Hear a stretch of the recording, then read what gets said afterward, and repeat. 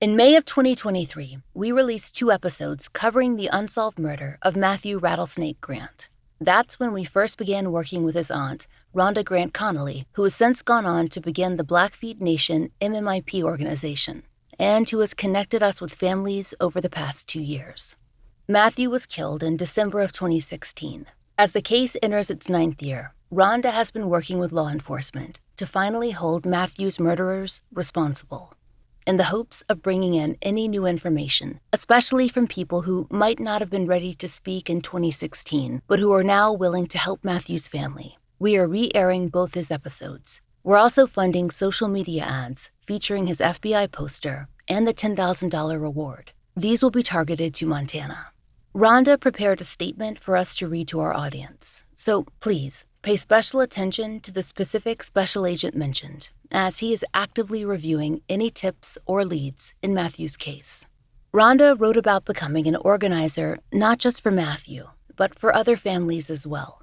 In some ways, that work began when she applied for a grant back in 2023. Here's what she said, quote, "In 2023, I sought assistance from the Fall Line to obtain a billboard in memory of my nephew, Matthew Grant, who was tragically murdered in 2016. They suggested I apply for a family awareness grant from Season of Justice. I was impressed by the compassion and understanding displayed by Kendall Mills from Season of Justice. As our conversation progressed, I shared my concerns about the numerous families in our reservation community who are seeking justice for their loved ones, and I asked, how can you help me help them? I felt a sense of responsibility and inquired about potential ways to support these families. Kendall suggested providing banners and T-shirts. Ultimately, I decided to utilize the resources to assist these families with banners and T-shirts, rather than pursuing a billboard for my nephew. I extend my gratitude. What helps us is helping others. Since then, Blackfeet MMIP has organized events and conducted searches for loved ones who walked away from treatment centers and group homes, and our efforts have been successful in reuniting 5 loved ones with their families. I've learned in order to gain attention for MMIP, we should support our neighboring reservations and also support other nationalities. We've been working on events like awareness walks and self-defense classes for all ages. Rhonda also discussed the current status of Matthew's case and what she needs from the community. She wrote, quote, "This year we have a new special agent assigned to Matthew's case. Collaboration is needed with the Browning PD in order to collect updated information. I'm confident that we may make progress with Matthew's case in 2025. I spoke with the newly assigned special agent handling Matthew's case, and he informed me that in cases this old, individuals often begin to disclose information. I am aware that there are individuals who possess knowledge regarding Matthew's death. In order to alleviate your conscience, I urge you to come forward and disclose this information to the family or Special Agent Brandon Preet at 801-579-1400. I am not going away. Seeking justice for 8 years has only made me more determined. Matthew was loved. He cared for his younger siblings. He was cheated of watching his only son, baby Matthew, grow into a young man. He never had the privilege of meeting his son. He was born 6 months after Matthew's murder. If you know something, please say something." There is a $10,000 reward available in Matthew's case. As you re-listen to his episodes, please take a moment to share the reward poster available on our social media. As Rhonda said, if you know something, say something. You can follow the work that she's doing with Blackfeet MMIP on Facebook. We've included links in our show notes. This is part 1 of a 2-part series. This series contains discussion of suicide, homicide, crime scenes, and violence. Listener discretion is advised.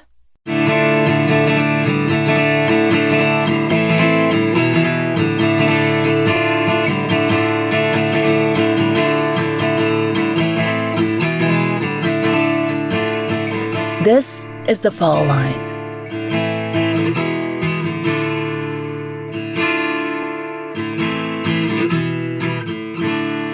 The name Carolyn DeFord is one that will be familiar to many of our listeners. After all, she's someone that you've heard from on The Fall Line a number of times. We covered her mother, Leona LeClaire Kinsey's missing persons case in 2021, and she connected us with the family of Cherokee Finley last year. Carolyn runs the organization Missing and Murdered Native Americans and works as the Trafficking Project Coordinator at the Puyallup Tribe of Indians. This year, Carolyn brought us 2 more cases and connected us with 2 more families. One of those stories is coming to you later this summer when we move back to our seasonal format, the very deep dive shows and intense coverage we brought you in our first several years. The other is the 2016 case of Matthew Rattlesnake Grant. In December of 2016, Matthew was in a state of transition. He turned 21 that October 31st, Halloween. Just a year before, in late November of 2015, he'd moved from Alberta, Canada to Montana.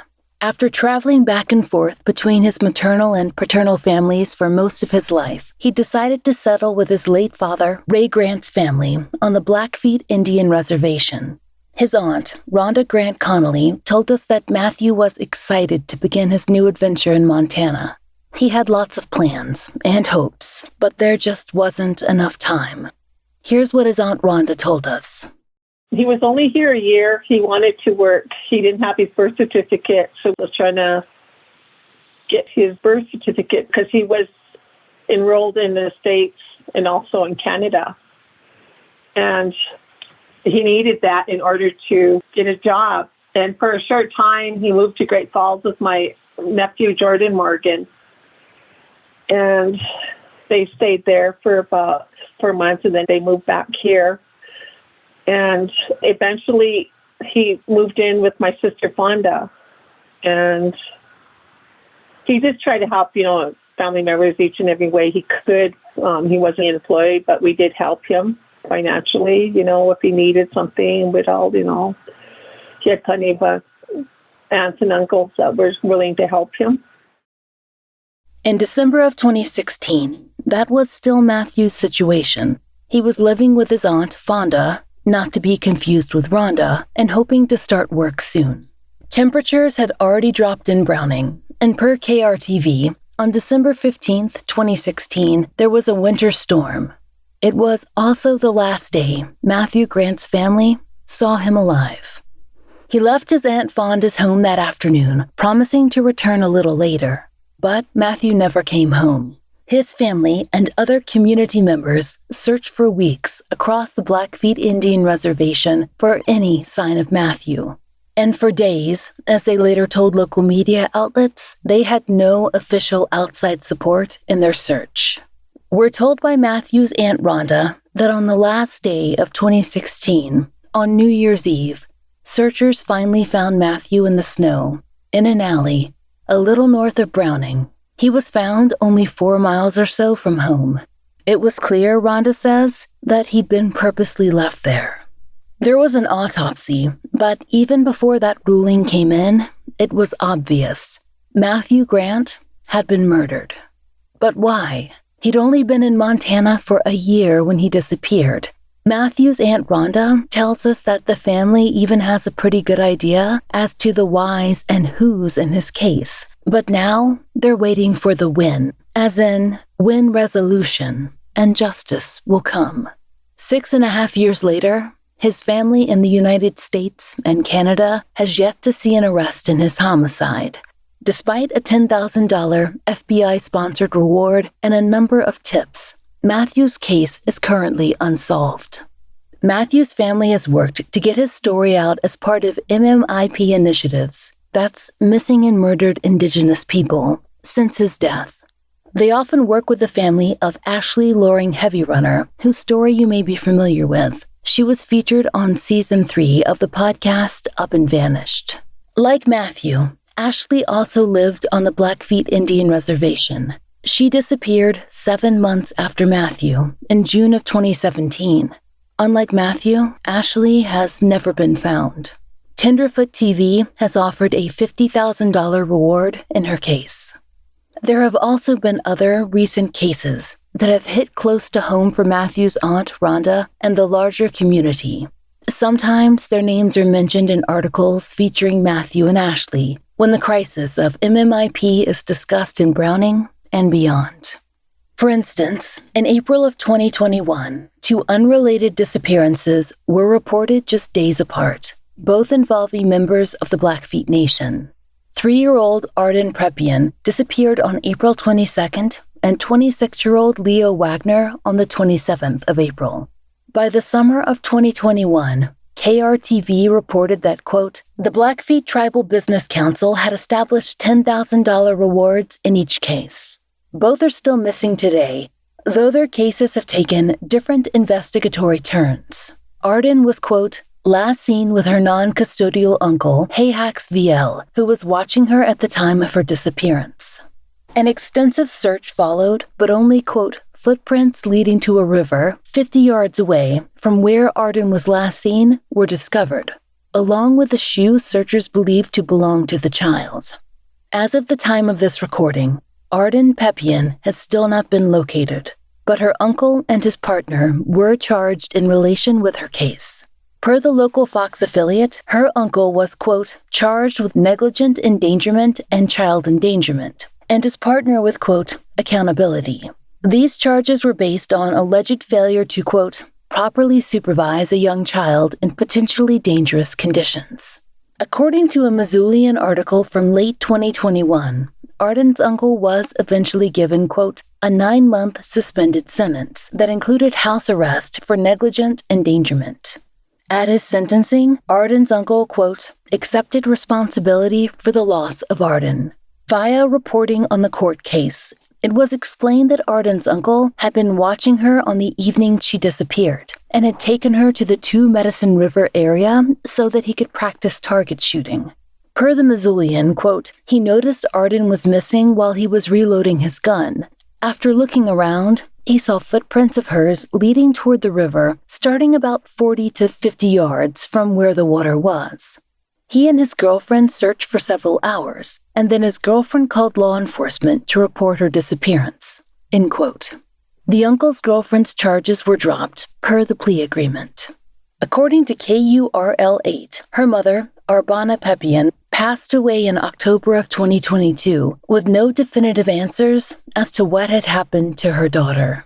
KURL also reported that the Silent Warrior Coalition, an advocacy group formed in 2016 on the Blackfeet Reservation, had, along with Arden's loved ones, continued efforts to find her to this day.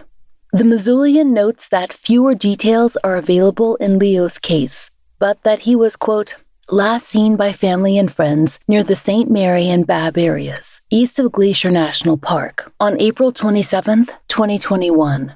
An extensive search of the area turned up, quote, clothing and items thought to belong to Wagner at a cabin in the area. Quote, a spokesperson for Blackfeet law enforcement said that the recovered clothing items, quote, indicate Wagner was severely injured. Leo's family and a professional they engaged found further evidence near the cabin, but Leo has so far not been found. In July of 2022, the Bureau of Indian Affairs announced that their missing and murdered unit would be taking the lead in both Arden and Leo's missing persons cases.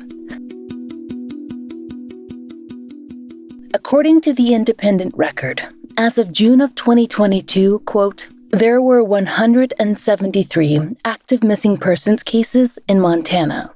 Of those, 44 of those cases, or 25%, were listed as Native American. Indigenous people account for 6.7% of the state's population. End quote.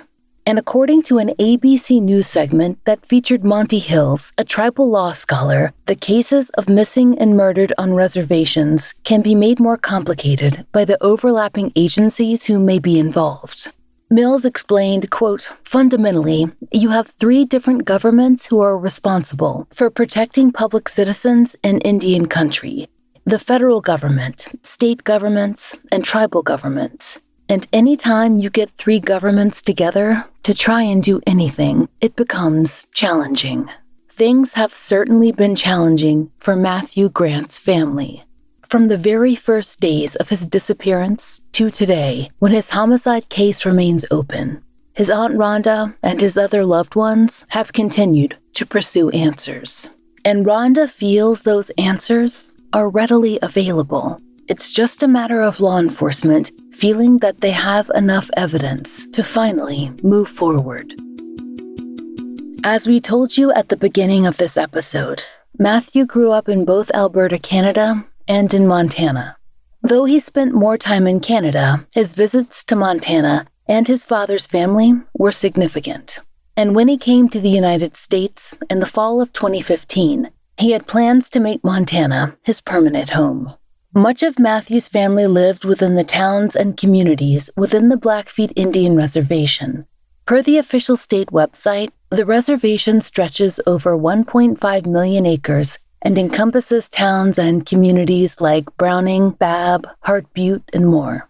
The 2020 census reported that there were less than 10,000 people living on the Blackfeet Reservation, but per Kaiser Health News, it's very unlikely that that number is accurate. Per Kaiser, a study showed that 6% of the total Native population living on reservations in the United States, or about 1 in 17 people residing on reservations, were missed in the 2020 census count. This isn't the first time an undercount has happened, as the 2010 census had similar issues. This matters for many reasons. It affects how funding is granted, quote, for healthcare, social services, education, and infrastructure. The Blackfeet Reservation population is mentioned specifically in this Kaiser report as being underrepresented in size. So, again, those census numbers don't paint an accurate picture of everyone living there. And, on the other side of the coin, the official counts of the missing and murdered may not be accurate either. It is an epidemic issue that expert Anita Lucchese of the Sovereign Bodies Institute explained to us on the Fall Line in February of 2021.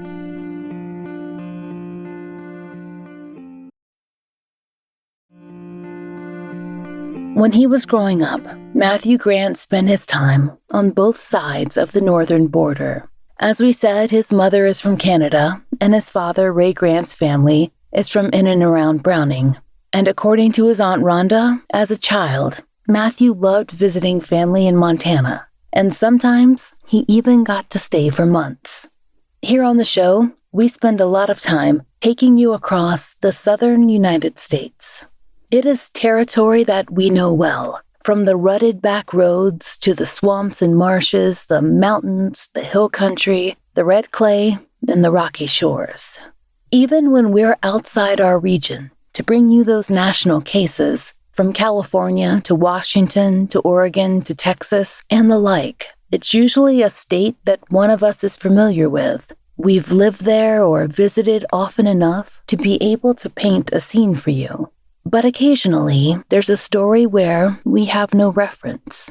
The state of Montana is one of those places. It's a region we can watch in videos and see in pictures, but can't quite describe. Looking at photos of northwestern Montana, it's easy to see some of the many things Matthew loved about the area.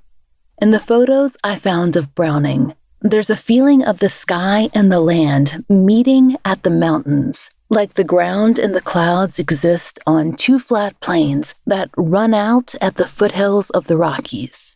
Some of the photos online feature houses and businesses flattened in perspective by cameras that want to capture the beauty of the mountains in the distance. When Matthew came to Montana for good, what he thought was for good, Rhonda said that he wanted to capture a picture, a moment in time too.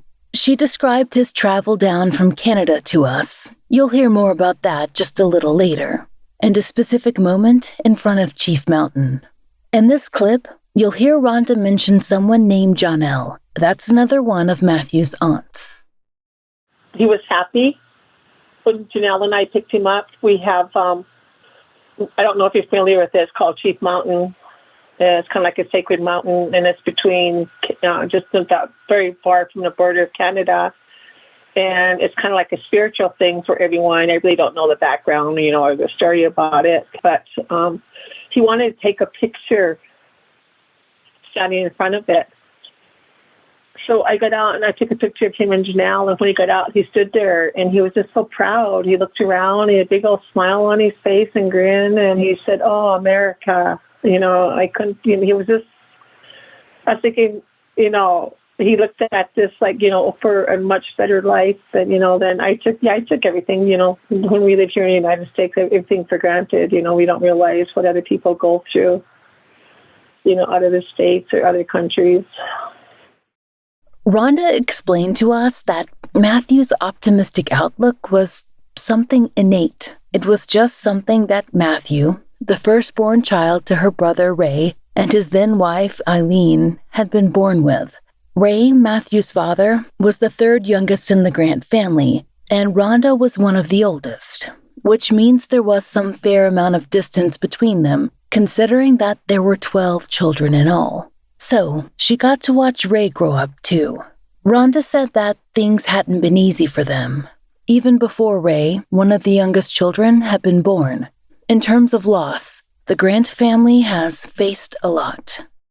I was born in Browning, Montana. I am the eldest of 12 children, siblings. And I was raised on Laurah to Medicine, which is about 15 miles south of Browning. And my life was not easy. Being the eldest and then having so much tragedy, struck with so much tragedy throughout our lives. And in the year of 1964, I lost two siblings to the flood here to Medicine and Birch Creek because of a dam. I don't know if you're familiar with that. A dam broke, and I lost several family members. I want to say June 8th, 1964. I was 7. According to a case study we found that covered the historic flood, it wasn't just 2 Medicine Dam that failed. Another nearby dam on the reservation, Swift Dam, was destroyed by the water as well. The dams were constructed just a year apart, in 1913 and 1914 respectively, and they both failed on the same day, just 8 hours apart. For those living near Swift Dam, there was no warning before the failure, and 19 people were killed. While there was an alarm raised ahead of the 2 Medicine break, it did not help a truck that stalled in the flood's path. Per the case study, 17 people were stranded by the floodwater from the 2 Medicine truck stall, and despite rescue efforts, 9 died. Quote, 8 of them were children. Some of the children lost in that historic flood were members of Rhonda's family, and it wouldn't be the last time that the Grant siblings suffered a loss. At that time, there were 4 of us. It was myself, my brother Robbie. I was 7. He was 5, and my sister Rolanda was 3. I think she just turned 4. And they were the 2 that I lost. And then I had a younger brother, Robin. He was only about 8 months old when that took place. And then later on, when he just turned 21, he was murdered. And then death is kind of prevalent with us because it seems like we just had so many things happen throughout our life. And then in 2005, I had a nephew murdered. He was just 17.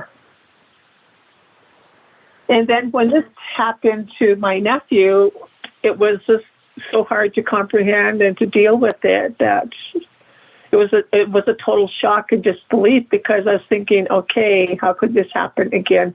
For the 3rd time, losing a family member to being murdered.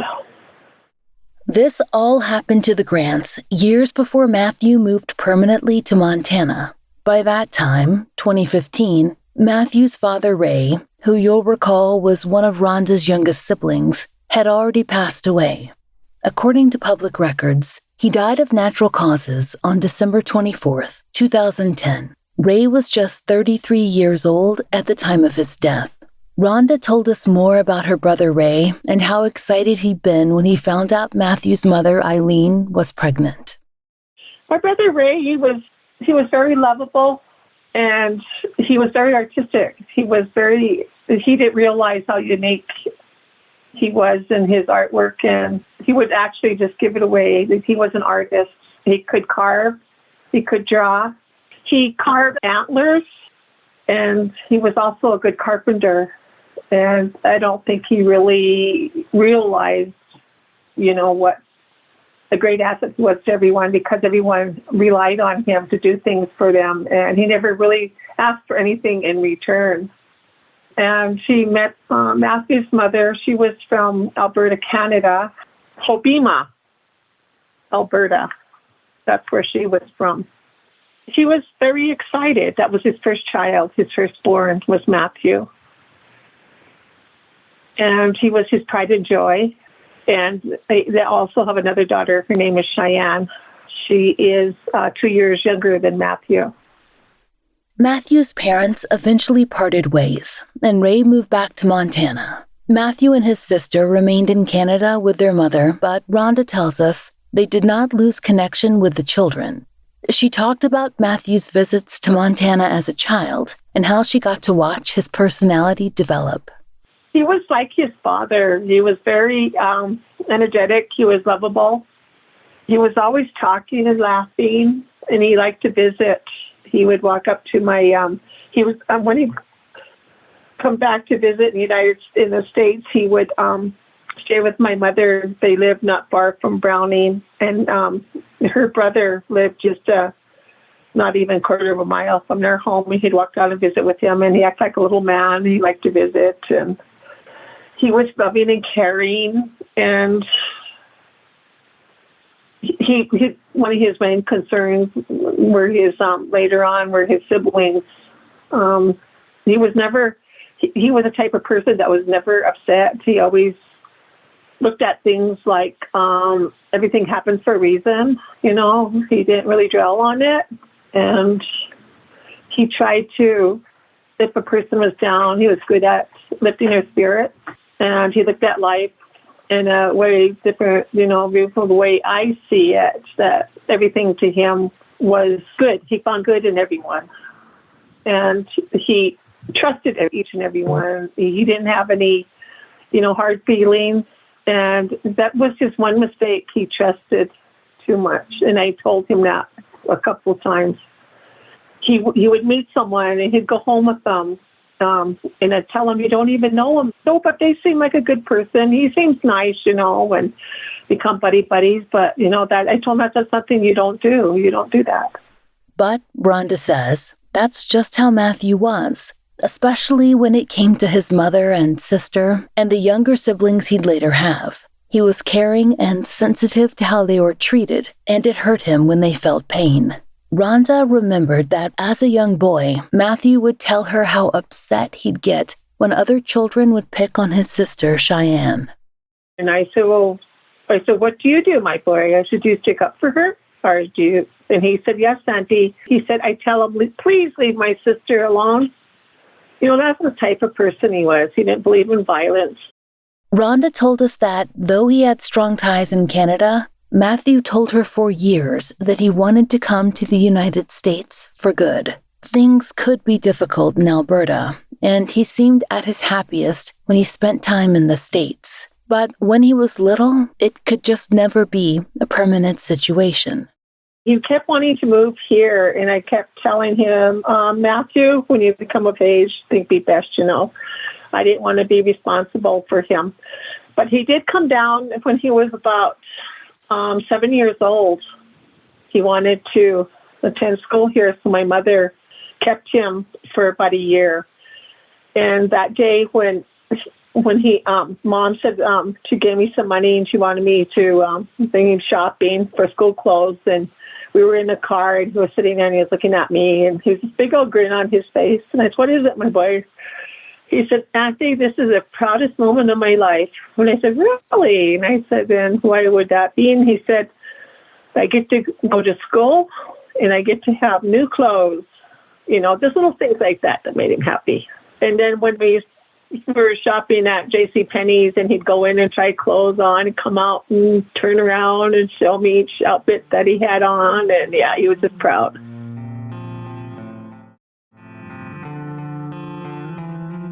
So, as we told you, in the fall of 2015, Matthew decided he was coming permanently to Montana. He called Rhonda to tell her the news. He turned 20 that Halloween, and he could make his own decisions. And he said, Auntie, I want to come down and stay with you.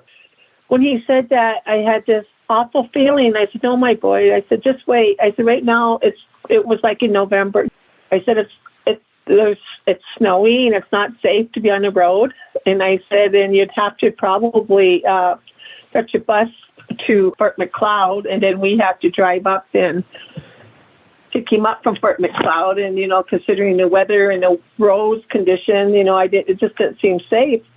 And I told him, just wait till the summer, and then maybe Janelle and I, my sister, I said, we can maybe just take a trip to Canada and pick you up. And he said, oh, okay. And out of the blue, he called me about 7 in the evening. It was cold and ugly out, a lot of snow on the ground. And he said, Auntie, I'm on my way down. I said, what? He said, I'm on my way down. I said, Matthew, what did I tell you? I said, the roads are bad and I don't care to drive on if it's not safe. And then just to show you what type of person he was, he called me and he said, Auntie, I met this lady. She's really nice, an elderly lady, and she wants me to come to her home. And I said, what?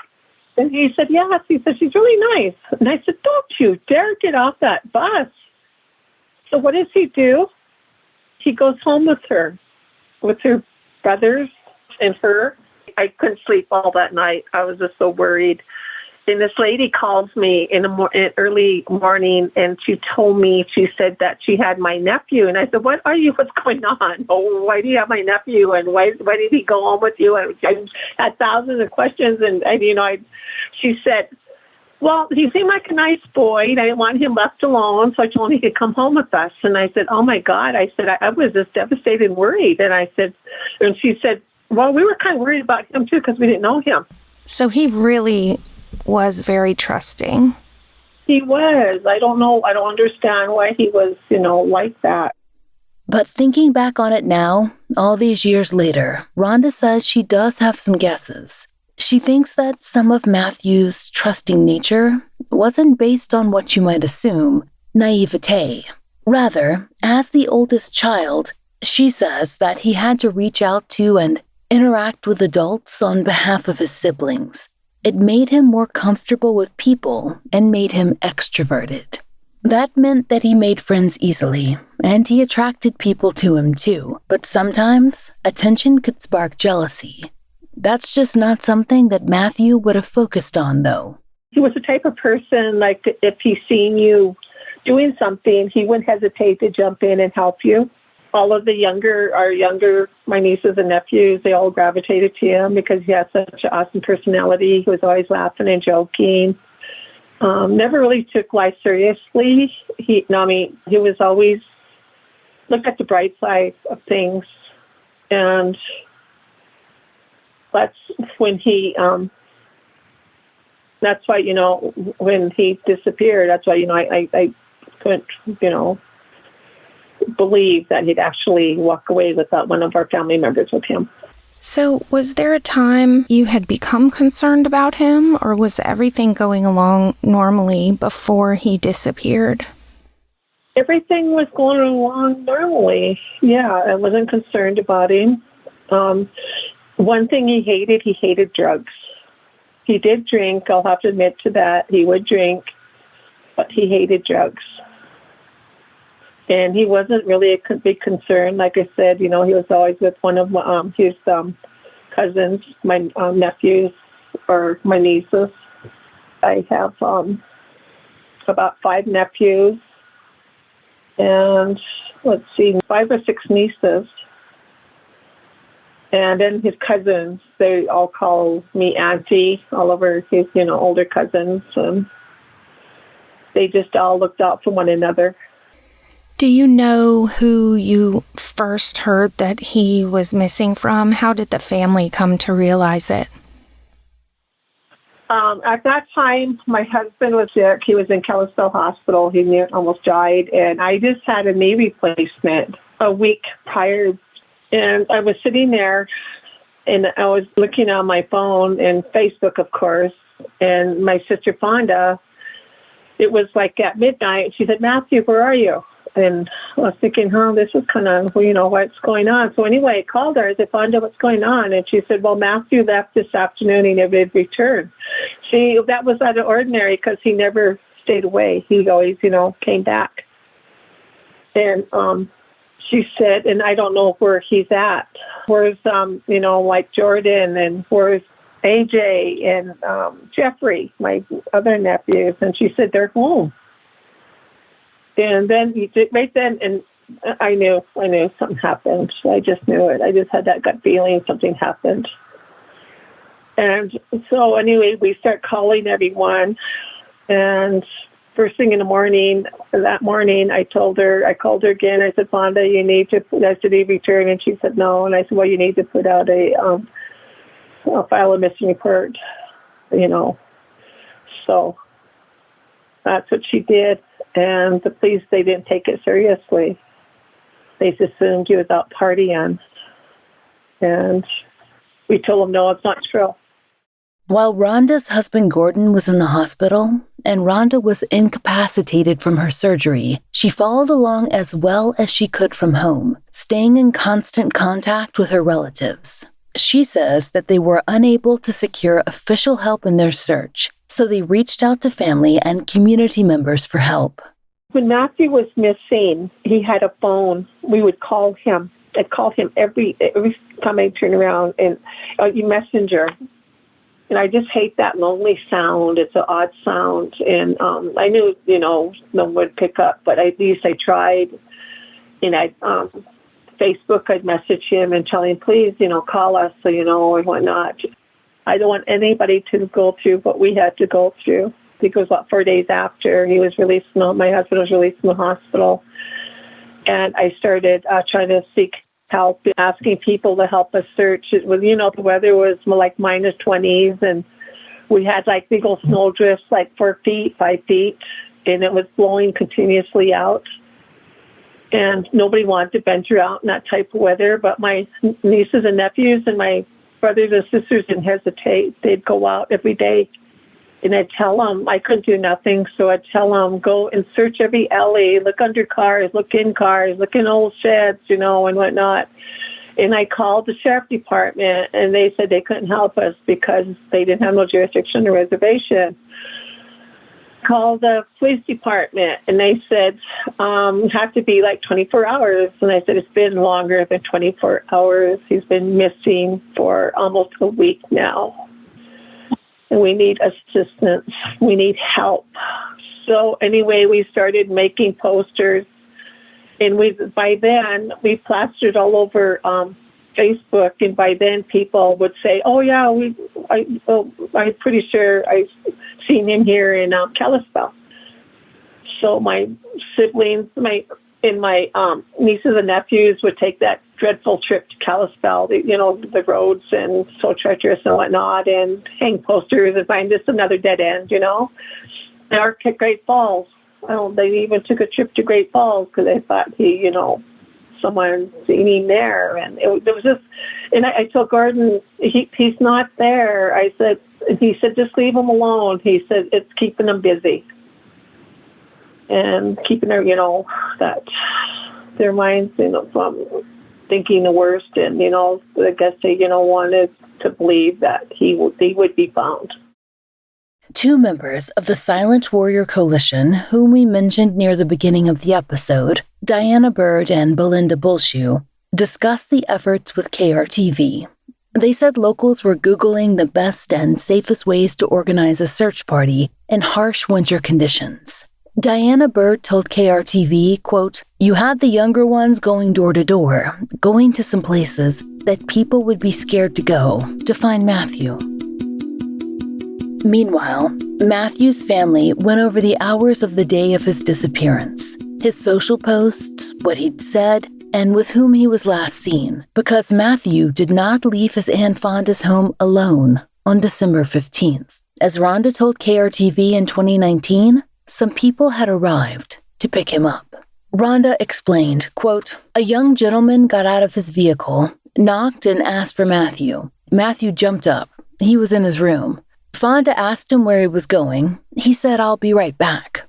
That was the last time she saw him. Next time on The Fall Line, more details in Matthew Rattlesnake Grant's case, including the discovery of his homicide and the aftermath, the legislation members of his family have pushed forward, and details that may explain what happened to Matthew and what can be done to bring resolution to his case. If you have any information concerning Matthew Grant's case, please contact the FBI's Salt Lake City field office at 833-345-7872. There is a $10,000 reward in Matthew's case. If you know of a case that should be covered on The Fall Line, there's a link to our case submission form in the show notes.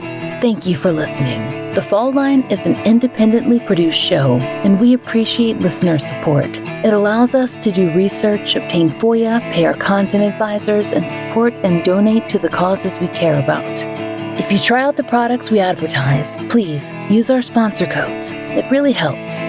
And please, take a moment to rate and review our show in your podcast app of choice. If you're interested in pre-ordering my book, which covers a year of my life working on a Jane Doe case and the world of forensic scientists who resolve unidentified persons cases, you can find a link in our show notes. My book is titled Lay Them to Rest, and it's out this October. Pre-ordering this book is a big factor in its success, and I really appreciate it. If you'd like to support The Fall Line and the stories we cover, join us on Patreon. We're raising Patreon funds to continue to pay for the Millbrook Twins billboard and to fund therapy for families who've been on the show. Each and every one of our patrons helps us continue this work, and we're so grateful for your help. On Patreon, you can get early release, ad-free versions of our regular episodes for $5 a month. We also have occasional video live streams and blogs, which all patrons can enjoy, starting at just $1. If you prefer Apple Premium, we've begun that feed as well, so you can have an alternative way to contribute. The Fall Line is written, hosted, and researched by Laura Norton, with additional research by Brian Waters, Kiana Burgess, and Michaela Morrill. Interviews by Brooke Hargrove. Produced, engineered, and scored by Maura Curry. Content advisement by Brandy C. Williams, Liv Fallon, and Vic Kennedy. And, as always, our most special thanks to Liz Lipka and Sarah Turney.